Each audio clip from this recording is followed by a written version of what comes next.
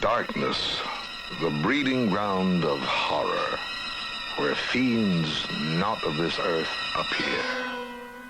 Moments of terror, and how we relish them. A haunted mansion where actors, papier-mâché, and paint speak a language we know well, the language of horror. We learned it from superstitions, tales, comic books, but most of all, we learned it in those other halls of darkness, the movie theaters of yesteryear.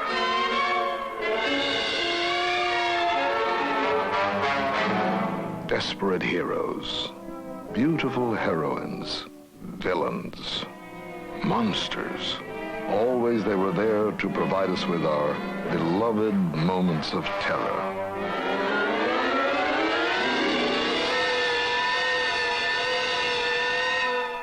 Grotesque images torn out of our own dark, our own earliest nightmares. Try as we may, we are never quite able to leave them behind. And that's the horror of it all.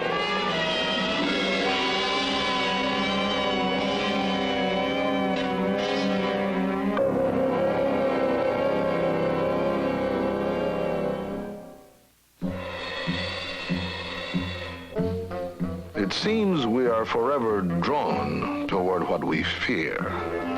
Young or old, we are tempted to go inside the darkness, to come out on another side, a temptation for which we have always been willing to pay. We grow up with a certain hunger, not only for the bright things in life, but for things that are fearful and terrifying. The filmmaker puts something on the screen, and each individual member of the audience adds something unto themselves to complete the process. You know, if you wonder why the continual preoccupation with horror in motion pictures, there's a reason. People love to be scared. The great horror movies of bygone days are like extensions of nightmares, past and present.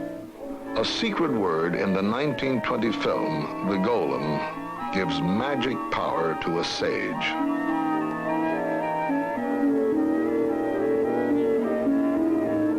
So taken was Paul Wegener with the legend of an inanimate figure who becomes a champion against oppression that he 3 times turned it into film. Wegener's own impressive size enabled him to play the giant clay statue brought to life. The Golem set a pattern, defying the laws of God and man, even with good intentions, inevitably led to disaster. We learned, too, that beautiful women would never be safe with monsters.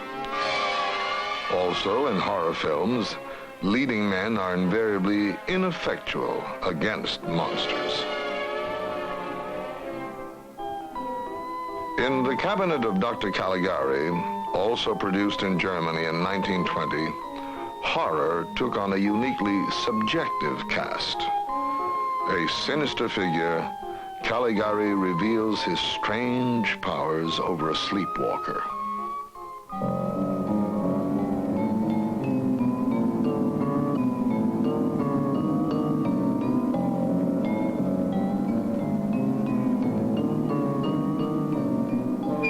Seeking to project the world of a psychotic, this film uses painted flats to create a threatening and surreal environment as Cesare, the somnambulist, goes forth to commit the murders commanded by his master. This scene was so unsettling that it helped make The Cabinet of Dr. Caligari one of the most discussed films of the 20s. An abiding dread that would be aroused repeatedly in horror films of the future, being attacked when we are most vulnerable, while we sleep. The Cabinet of Dr. Caligari catapulted Conrad Veidt to world attention and it bore home the axiom horror films would repeat: our monsters were invariably very human and vulnerable to beauty.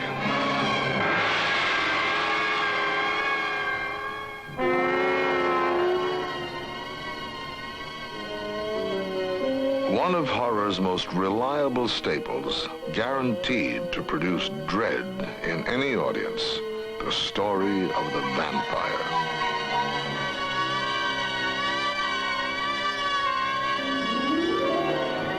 In 1922, moviegoers were mesmerized by the German-made Nosferatu, an early working of the Bram Stoker novel Dracula.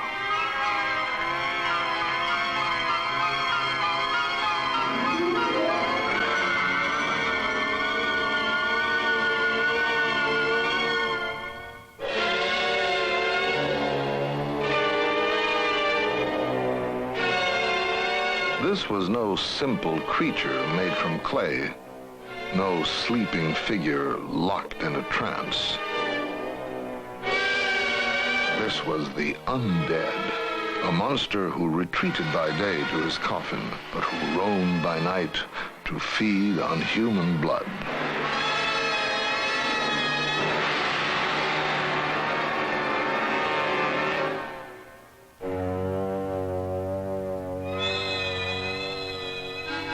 In director Fritz Lang's Metropolis, a fantasy and horror film, also from Germany, the heroine is trapped in the very world of the dead, the dark catacombs of a city in a far distant future.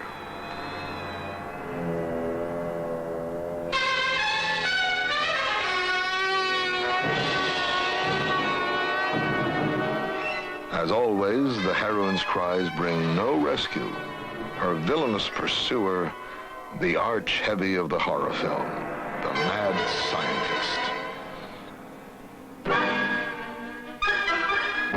A scene that would echo and re-echo in horror films to come.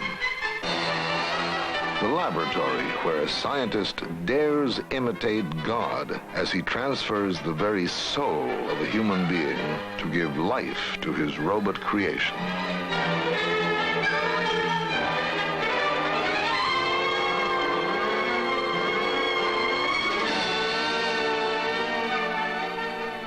European horror films emphasized the supernatural. But in the United States, horror had a more realistic base.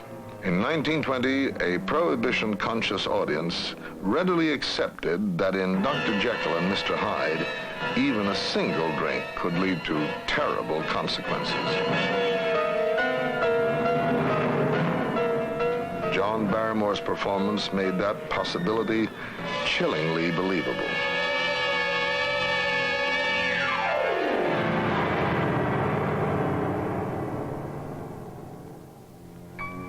He understood Stevenson's play. Stevenson mentioned that he was the personification of evil, but it was the evil of his expression, and it was not achieved by Barrymore with makeup. You know, the leading men are not remembered by the public. It's the heavies that are remembered, because they're the characters in plays and in motion pictures who are the active ones. The leading men are acted upon, but the heavies, the villains, are the ones who do things. That's why the great actors of, ever since Betterton, have preferred to play the heavies. Lou Tellegen was a leading man to Sarah Bernhardt for many years, and he came to the States, and I got to know him because we were both sculptors. He was an extremely handsome man with a magnificent physique, walked like a panther, had a cold gray eye that you could see a mile away. And he once said to me, "I love my men of sin." Lon Chaney, one of the great actors of silent films, gave his Men of Sin 1,000 faces, each more fear-inspiring than the next. Chaney's pride was that he not only performed his own stunts, he also created and applied his often spectacular makeup. One of his greatest films, made in 1925, The Phantom of the Opera. The important element is that much of it takes place in the semi-darkness of catacombs. In a way, the Paris Opera House is a symbol of the unconscious mind in which dwells monstrous desire, and this struck a resonant chord in many of the masculine members of the audience. Chaney's performance, because he spent much of the time wearing a mask, was a matter of ballet. He was a master, a consummate master of pantomime.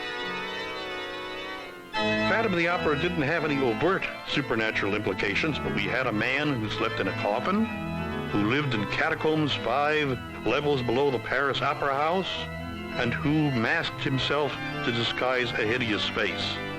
And in a way, he pressed the buttons of an audience that at that time was very unaware of the sexual symbolism involved, but it registered nonetheless, because in effect, the character of Chaney, as portrayed in The Phantom of the Opera, was that of a man who is ashamed or afraid of his own sexuality, who conceals his monstrous desire, as it was termed in those days, under a mask.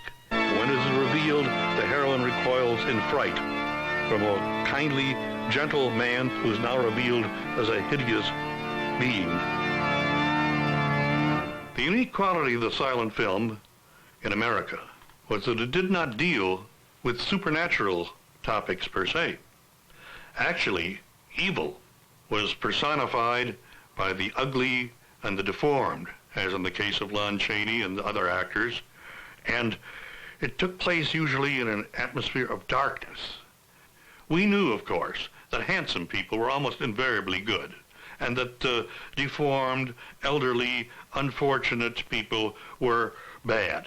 This we had learned in our fairy tales as children. Now we were seeing those fairy tales in darkness up there on the screen, without benefit of Freudian psychology, without benefit of special effects. The important thing is we believed what we saw, and it frightened the living blazes out of us. A 1927 American film that did frighten the blazes out of audiences, The Cat and the Canary. The dark, haunted mansion where terror could lurk in every corner became part of the growing language of horror.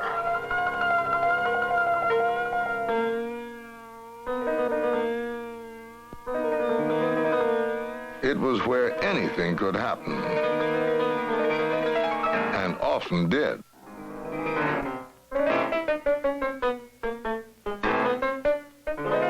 Again, the leading man proved undependable. But at least in this film, he provided comic relief. A classic moment of horror and the source of countless nightmares.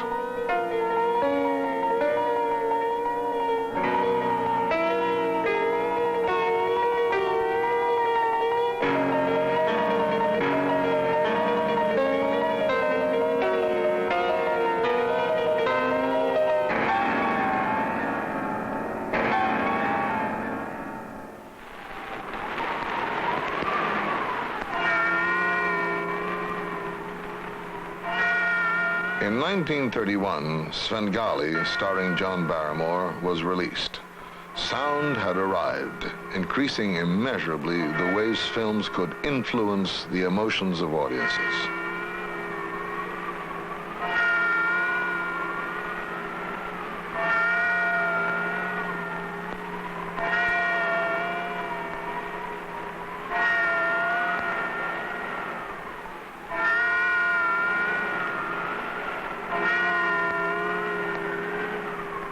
Svengali's true impact came from the unsettling demonstration of mind control from afar.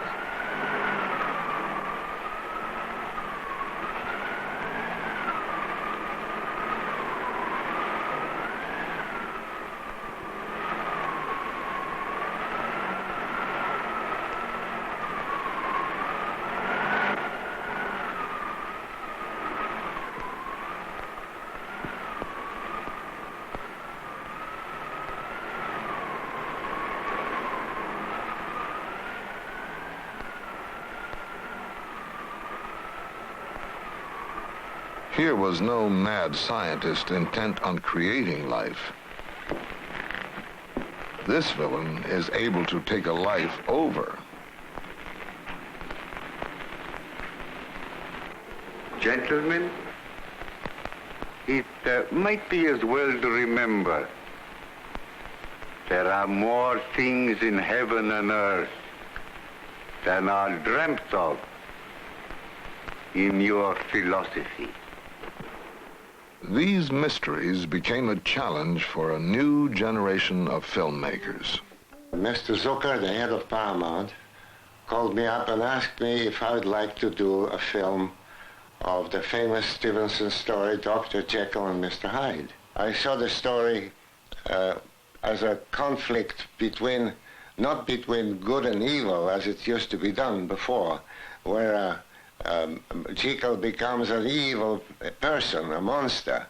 But I saw the story more as a conflict between the high aspiration of every human being and his lower, baser instincts. And that the whole idea was to have a young man, very handsome, whose whole intention is to free himself from all the evil impulses, all the animal impulses, really, not evil, animal.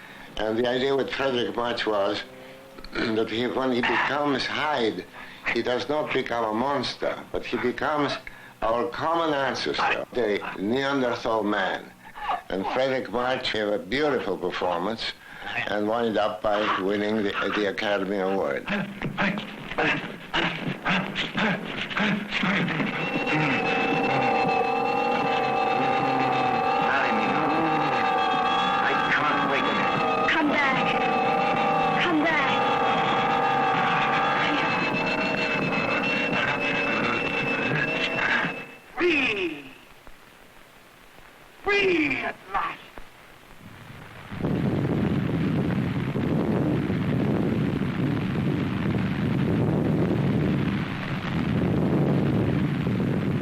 It was the same year, 1931. One of the films designed to meet a public appetite for movies that scared was The Bat Whispers. There was the reliable old mansion at night.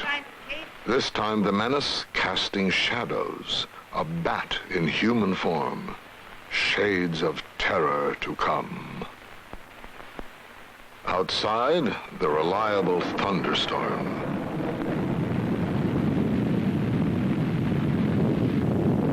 And inside, a heroine who naturally insists on going where no one in her right mind would even dream of going, through the ever-present secret door.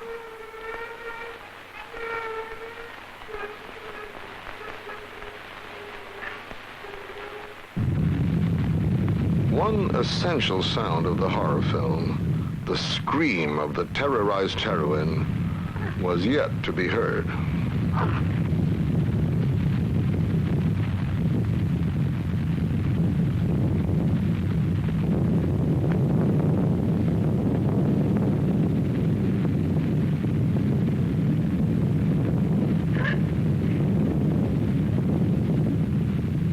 In the tradition of the mystery horror film, the villain is eventually unmasked. There'll be no getaway this time. You think you've got me, eh? Well, let me tell you this.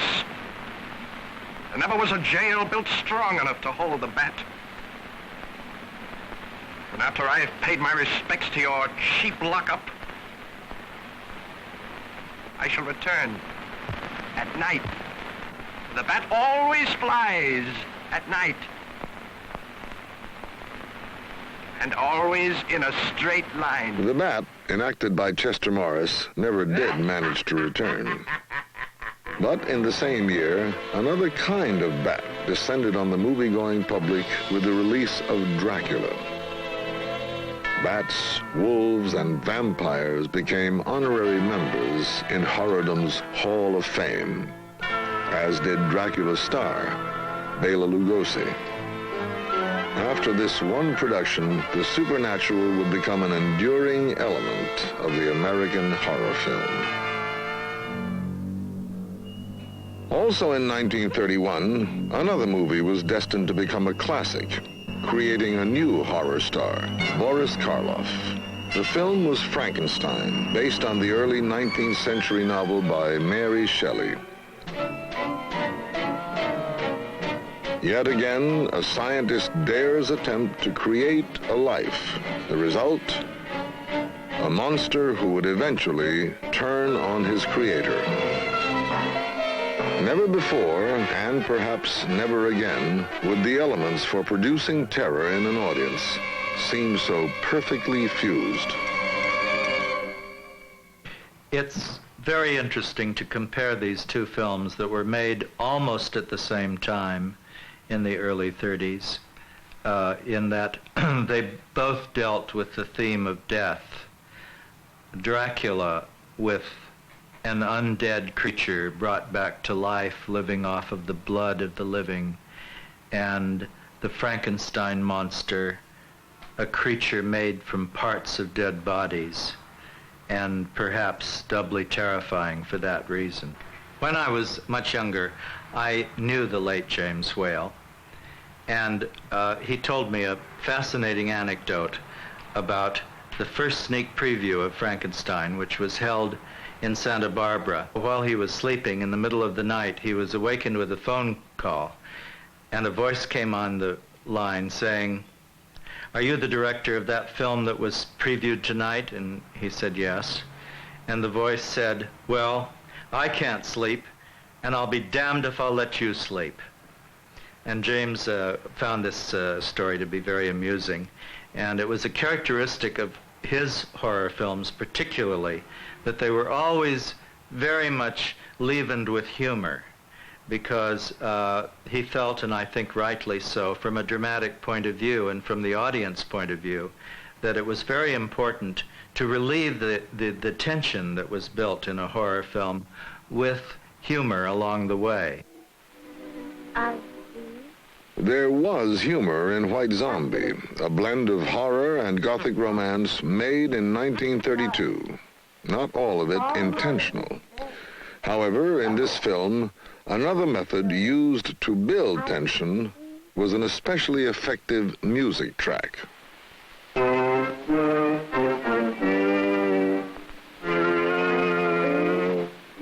is it? I see death.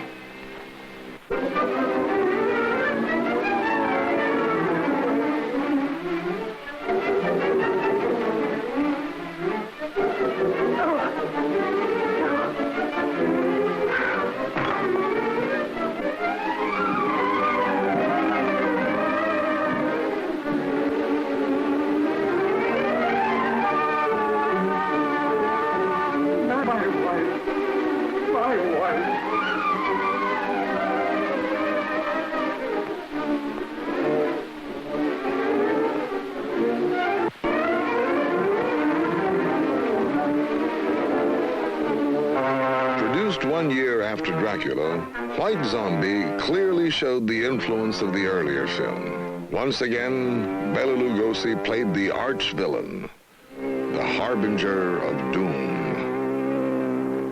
Who are you?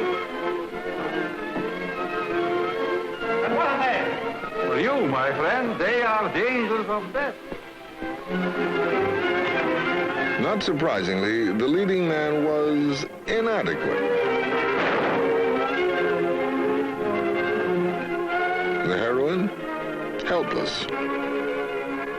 It was 1932, and James Whale had just finished Frankenstein, which was an enormous success, with Boris Karloff, who was the star of The Old Dark House 2. We had Charles Laughton in his first American film. We had Raymond Massey. We had Melvyn Douglas. And I was very impressed. Boris was as charming and gentle a person off-screen as he was horrendous and threatening on-screen.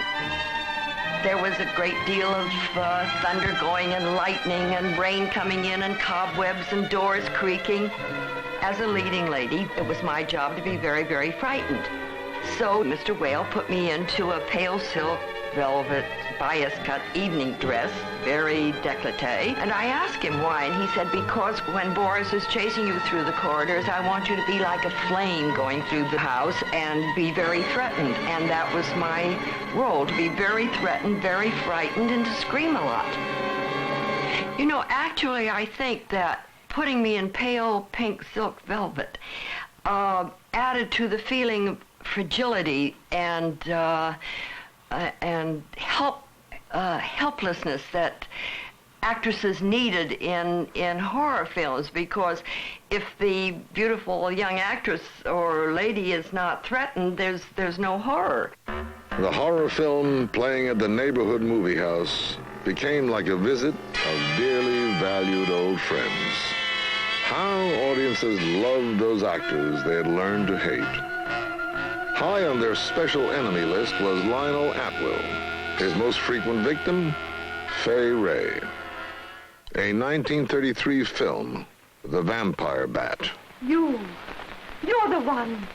What mad thing are you doing? Mad? The one who has solved the secret of life to be considered mad? Life, created in the laboratory. No mere crystalline growth, but tissue. Living, growing tissue. Life that moves, pulsates, and demands food for its continued growth. You shudder in horror.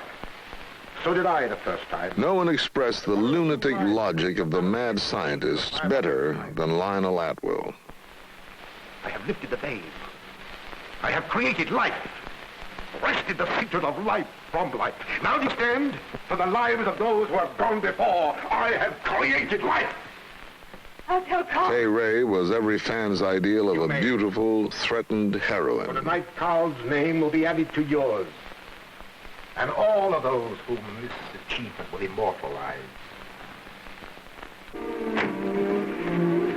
You're safe now, dear. It's like a horror. When would leading men stop being so wrong? Again. Now, it's all right. Don't worry. I'm going to stay right here with you.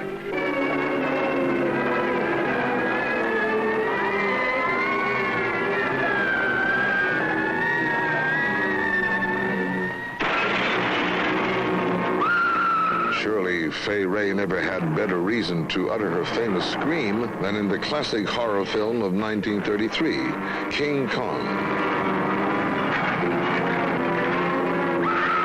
But audiences everywhere understood. Love was what the monster gorilla really felt for the beauteous Fay.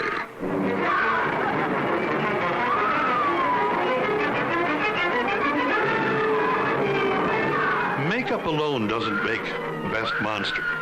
The best monster is one whom we, as members of the audience, can recognize through the makeup as having some of the qualities that are buried within ourselves. All of us got some kind of vicarious pleasure, I'm sure, out of watching King Kong go on a rampage and tear down the very symbols of New York City that represented wealth and power and prestige, which most of us were denied. Because most of us were very poor during the Depression. We paid a dime or 15 cents or 25 cents tops to see King Kong and the other monsters. Those of us who were adolescents got the same kind of satisfaction and gratification out of watching Frankenstein's monster, because he, in a way, was a very symbol of adolescence. Lumbering, inarticulate, ugly, unwanted in a society where age was deemed superior to youth. It's hard to believe that it's turned around, but it has. By the end of the 30s, the old monsters were beginning to lose their impact. We now found humor in the master of horror himself, Bela Lugosi. We knew the truth even if the Ritz brothers didn't. The gorilla had a zipper down his back. Other films followed. They revealed that the old sinister characters and situations had been made laughable by the real horror of a very real war.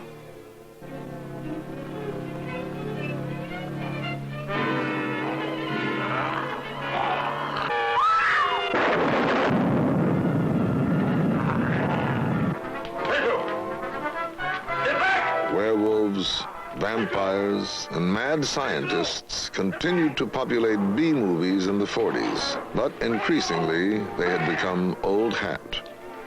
I had worked in the news. I was almost insane with joy. To attract additional and more sophisticated audiences, a new kind of horror film began to appear. It was in 1944 that Bluebeard was released. Searching everywhere. At last, I traced her through the doctor I'd called in for her. He gave me her address. I went there. Outside her door, I heard laughter. But what laughter? Then I really saw her. She invited me in. She wasn't the same Jeanette. This was the real Jeanette. A low, coarse, loathsome creature. She offered me money. I suppose she thought she could repay me with money. Suddenly the sight of that Jeanette did something to me. Something indescribably infuriating. I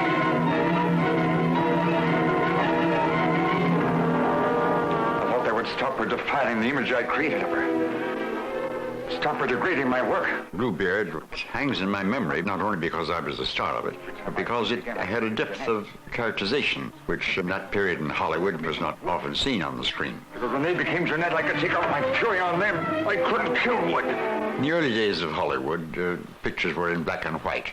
Black and white in more than one way, not only in the character of the film material, but in the plot lines. Everything was either black or white. There were no grays. The villains were just steeped in villainy, and the heroes were just too good to be true. Hollywood grew, and now we have human characters on the screen that have shades of evil and shades of good. And there are grays. It took a while for Hollywood to learn this. The titles of the films produced by Val Lewton in the early 40s seemed to promise a traditional form of horror. But instead of tales of man-made monsters, vampires, and werewolves, Lewton's films explored the quality of fear itself, the unseen, the dark, the superstitions of the ages, the hidden recesses of the human psyche. These were his subjects. The power of his films derived from what they implied, rather than what they showed. A monster in a Lewton film could otherwise be quite an engaging fellow. A scene from The Body Snatcher, directed by Robert Wise, with Boris Karloff and Bela Lugosi. What did they do? 18 people they killed and sold the bodies to Dr. Knox. 10 pounds for a large, 8 for a small. That's good business, Joseph. Where did they get the people? That was Hare's End. Oh, you should have seen him on the streets. When he saw some old beldame deep in drink, how he cozened her. Good day to you, Madam Tosspot. And would you like a little glass of something before you take your rest? Come with me to my house, and you shall be my guest. You shall have quarts to drink if you like. How he cozened them. We can do that. But when you get them there, then what? Nor did they handle axe or knife to take away their victim's life. No sooner done than in the chest they crammed their lately welcome guest. I don't understand the song.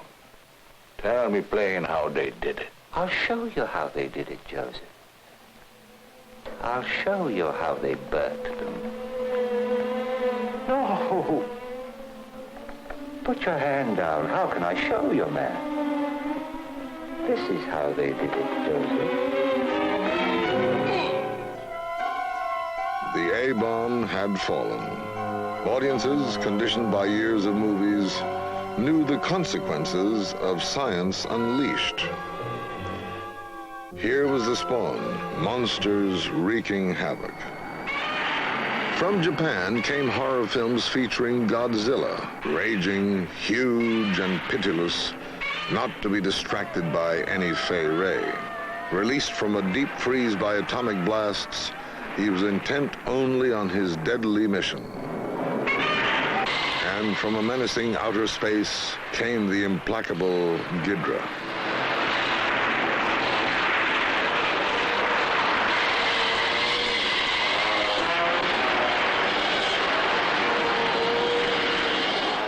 The 50s were a time of suspicion.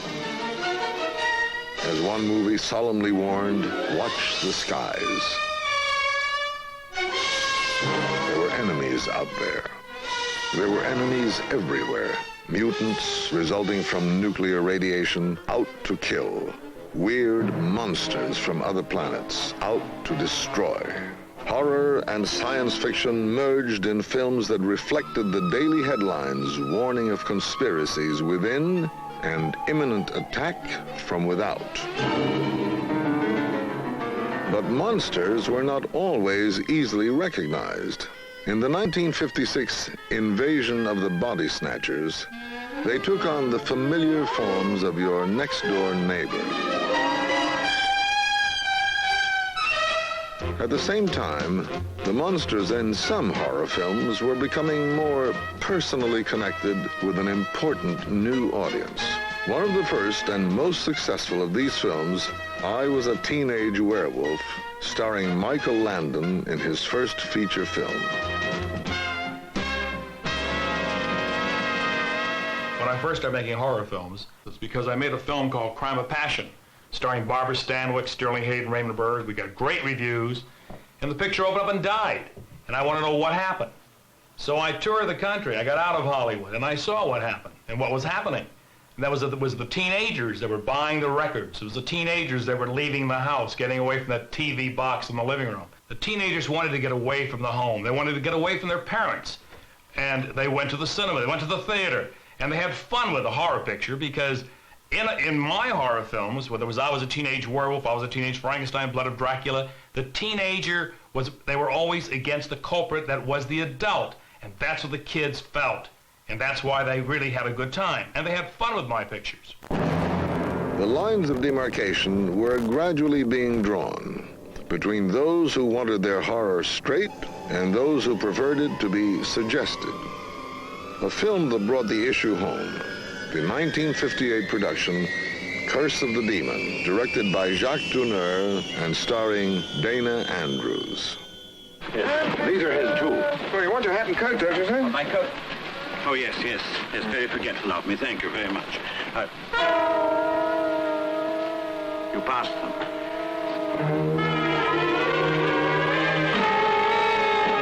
You slipped them in my pocket.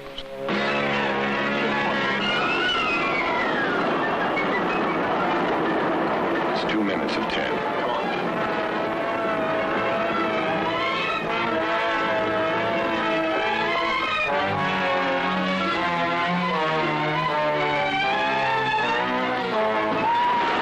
We had completed the picture over in England and had returned quite satisfied with the work we had done.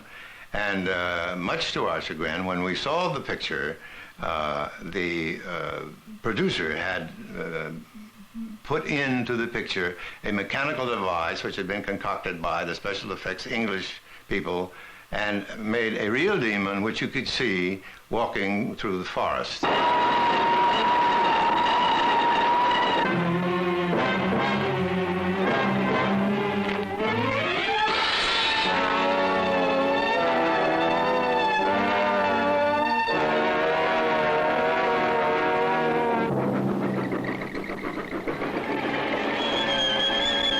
Which was a tremendous shock to all of us because the Oliver Onion's story had ended with the remark, maybe it would be better not to know.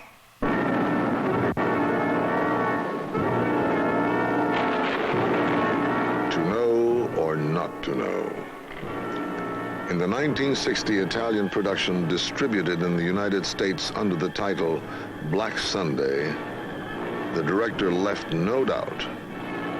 Horror was to be known. It was to be seen, very graphic and up close.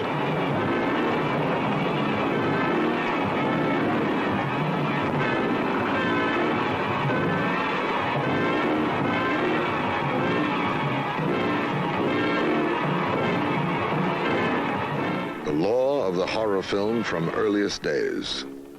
The dead are never totally dead.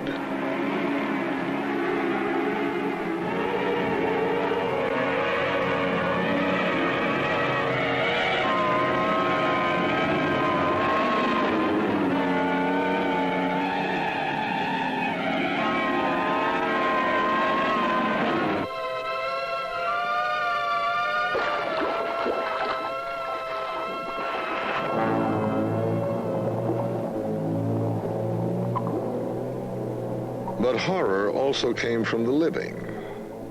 And in Francis Ford Coppola's first feature film, Dementia 13, which he both wrote and directed, it came in a particularly grisly way.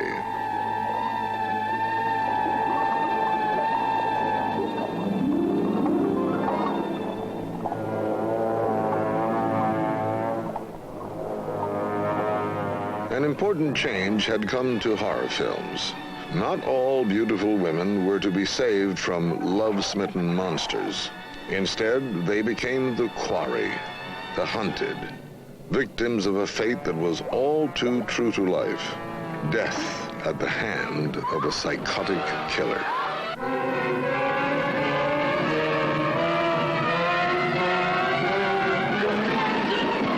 Fantasy and the supernatural, however, would always flourish. Now, with the added excitement of color.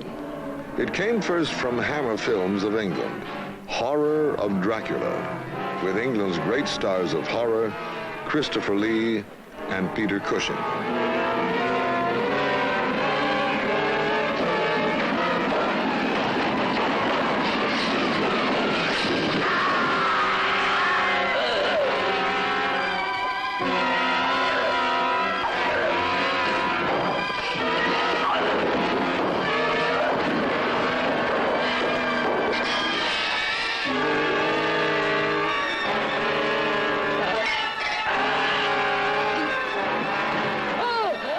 Devotees of the Hammer films could take heart. Dracula and Christopher Lee would always find a way to return.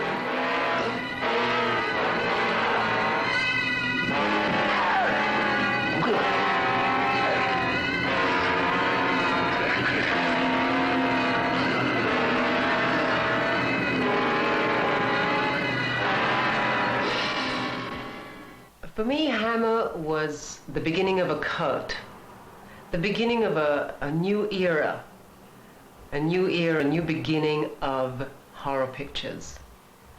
Hammer, I think, came out of the fact that perhaps on television they couldn't show a lot of blood. They weren't allowed to show that. They weren't allowed to show a lot of sexuality. There was no nudity on television. So perhaps Hammer came out of that taboo. And so I think a new color came, blood came, and a new sexuality, a new sensuality. Of course, because there was nudity. But there was also a sensuality connected to the dark side. And that's something I think that connected with people. The dark side. We all have it. I've never been offered the role of a sweet person. I think it has to do with the fact that perhaps they saw the dark side of me. And I do fit the traditional pictures of the dark woman, the evil lady. I think that's why moviegoers go to see these films. They want to get in touch with that evil side. In the United States, films that dealt with the dark side received a significant boost from the work of producer-director Roger Corman. Despite limited budgets, he made a series of compelling horror films based on stories by Edgar Allan Poe. They frequently starred such well-known masters of the macabre as Boris Karloff, Basil Rathbone, Peter Lorre. The Poe films helped reaffirm Vincent Price as the reigning prince of films of the dark. The most lavish and striking of these films was Mask of the Red Death. I have tasted the beauties of terror.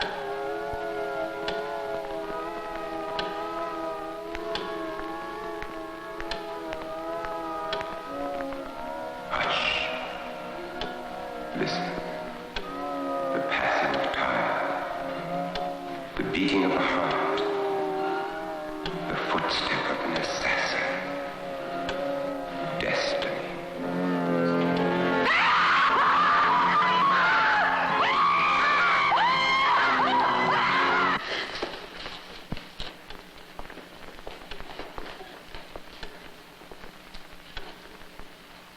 I beg you you do not mourn for Juliana, we should celebrate.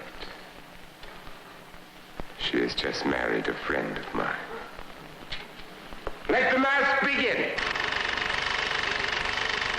You might hold a little bit longer on the shot of his going under the table and then trim a little bit of the beginning of this shot here. I'd like to hold a little... Horror stories have been popular throughout all of history. I think there's a reason for that. The experiencing of horror through a motion picture or a story is a cathartic experience. From the movement in the long shot to her coming into the over-shoulder shot. It's a way in which the person can work out and express certain problems within his unconscious mind. We all have had feelings of horror as a child. These feelings have generally been buried. They lay repressed or suppressed in the back of the mind. And when you go to see a horror film and you scream with the audience, you are easing some of the pressure.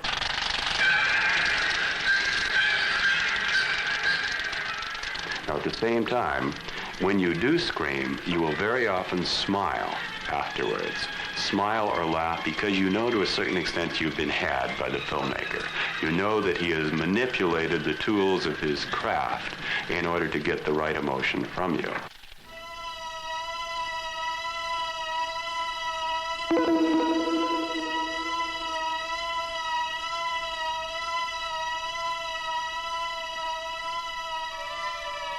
These are some of the new techniques we're working with here at New World.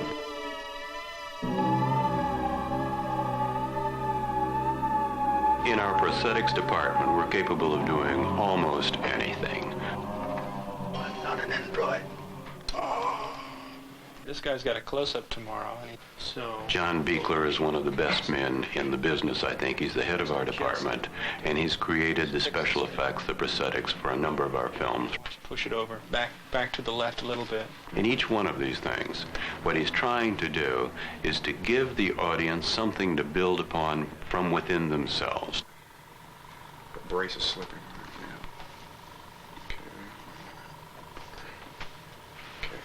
Try to mime I'm not an android with his mouth.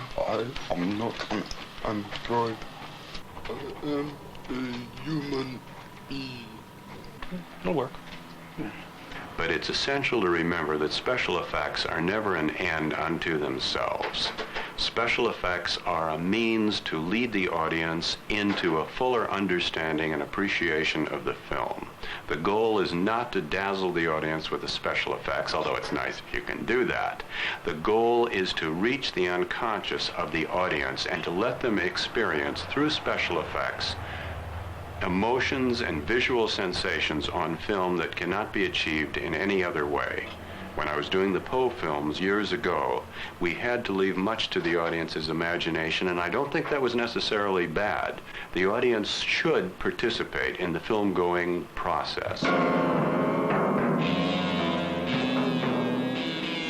The language of horror has been extended. Our most blood-curdling nightmares rendered 1,000 times over. Special effects have brought spectacular new ways of instilling terror. And yet, graphic realism is not new, nor is the debate that it stirs. The tradition of the Grand Guignol theater, which goes back to the turn of the century and before in France, was always one of presenting gore on stage. I mean, showing it happen, people having their throats ripped open and having a hot burning iron placed on the side of their face or something like that, done with tremendous technical expertise. And this tradition, of course, has been carried over into the horror film. The essence of enjoying a horror film is in the fact that you, as a spectator, are totally safe. You are secure. What's happening on the screen is not going to happen to you. Some years ago, I wrote a novel called Psycho about a mass murder. And Alfred Hitchcock made it into a film very effectively, without using overt violence, merely suggesting it on the screen. But times have certainly changed. In the last 20 years, We have nothing but explicit violence in the so-called spatter films today. The real horror today is not horror films, which are a lot of fun. Teenagers and adults love them because we never get rid of our fears of the dark and fears of the night. The real horror is on the streets today, in every city, in every town. It's on our television news. If you see a body lying in the street and you've seen it on film as a child and as a young person and as a young adult and as a mature person, it's not a great shock, and it should be. In recent times, that I think that it has become so excessive, and then it becomes a kind of pornography of blood for its own sake, and of course that does become distasteful. It's necessary to call the halt somewhere along the line, I feel, and return to the prime virtues of the horror film, the wonder and the fantasy and terror that it evokes. You can hand somebody a glass of milk, and if the music is right and the setting is right, the audience will jump and scream in the theater. That the very fact that you don't know is what makes it fearful and makes it mystifying and shocking and can scare the devil out of you. Our enjoyment of terror derives mainly from movies. But like children at Halloween, we are forever tempted to get up close, to be surrounded by what we most fear. Fear? Why do people come in here to get scared? What do you do that's going to bring out that fear in the person? What you want to do is you want to put yourselves in the position of what scene you're doing. You are Lizzie Borden. You killed your mother, Jack the Ripper. He killed all these women. Whether you're the Wolfman, whether you're Dracula, whether you're a butcher, or to scare, to be scared. We are able to take either role, for we have all at one time or another had to deal with our own dark. I was orphaned when I was 3 years old. My father died, and I was sent to an Episcopal orphanage in Peekskill, New York, run by the Episcopal Sisters of St. Mary. They were very sensible women. Lights went out when it was time to go to sleep, and they stayed out until the morning. So I never learned to be afraid of the dark. My mother told me that I used to have a Halloween skeleton made out of paper in my room, and she was very amused because I loved that skeleton. It represented my fears. But she said that every night before I went to sleep, I would take that and put it outside my room and close the door so that I didn't have to have it with me in the dark. I remember Mama saying every night, "Good night, children."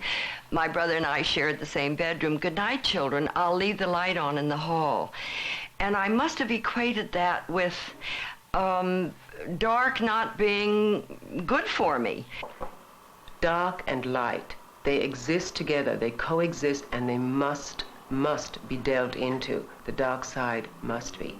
And suddenly we heard these scratchy noises behind the glass. My grandmother went and opened the curtain, and there pressed against the glass was this frightening face of this young woman with her nose flattened against the glass, her teeth scowling, and her nails going like this on the glass. Well, we're absolutely petrified with fear. I'll never forget how frightening that was. So my grandmother said, "Don't be afraid." And she opened the door, and I could see her as if it happened yesterday. She stood there, and she made this gesture to the girl, opened her embrace. And the girl, the insane girl, came right up to her, and she embraced her. The girl put her head against my grandmother's shoulder. You see, she said, "You must learn one thing, and that is that if you fill your heart with love, there'll be no room left in it for fear." Through the years, the attitude of fans of the old classic horror films has been one of love. What you see now on the walls is an approximation of my devotion to the horror films of the 30s. These particular frames always remind me of the old theaters where people could go in and lose themselves into another world where people can live for 500 years on human blood, where fantasy reigns supreme.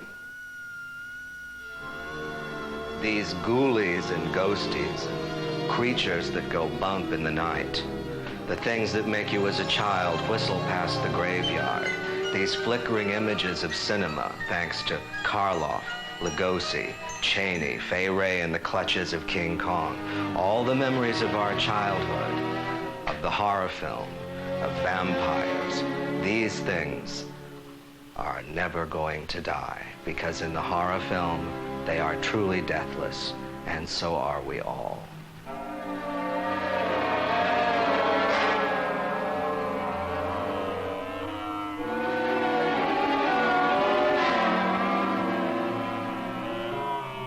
We have all passed this way before, shivered at these gargoyles and phantoms honed out of our common fears.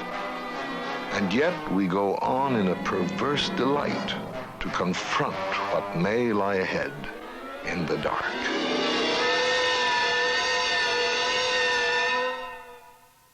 In every horror film, there is a door, and behind that door lurks that which we fear the most. That which we fear in real life, something that lurks behind the closed door in our own mind. It's often the fear of death, the fear of pain. And yet that door must be opened. We must confront our own mortality, our own feeling of inadequacy. And in the best horror films, that door is opened for us. We glimpse the horror, are able to confront it, and walk away with the feeling that from then on we can live with the fear of death or the fear of suffering. We can understand it a little better, and in so doing, understand our own souls. We have all learned the language of horror. We have shared it, just as we share the nightmares of the child that remains within us all.